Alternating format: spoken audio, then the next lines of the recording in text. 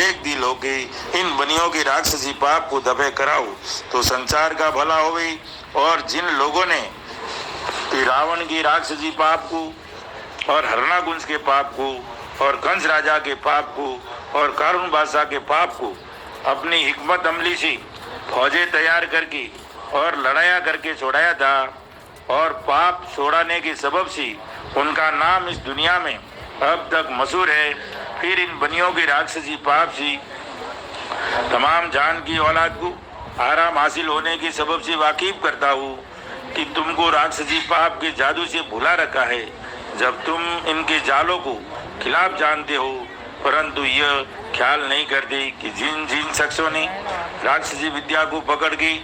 और तमाम दुनिया को उस कापरी जाल से वाकिफ करके छुड़ाया है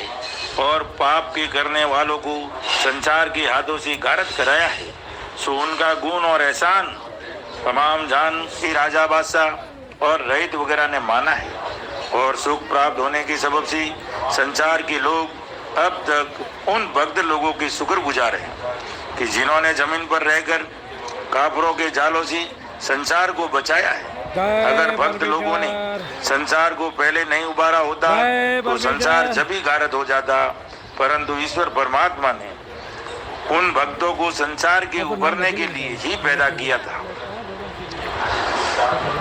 कि जिसका जिक्र तमाम जान के लोग अपनी जबान से करते हैं कि शनिश्चर जी और नरसिंह जी और कृष्ण जी और गुरु नानक जी को उस कर्ता करंता ने पैदा नहीं किया होता तो बेशक रावण और हरणाकुंज वगैरह अपने राक्षसी पाप से गारत करते और कुल विलायतों में अपना राज करते, परंतु परमात्मा जी ने हम तुम लोगों के रहने के लिए खूब पैदा किया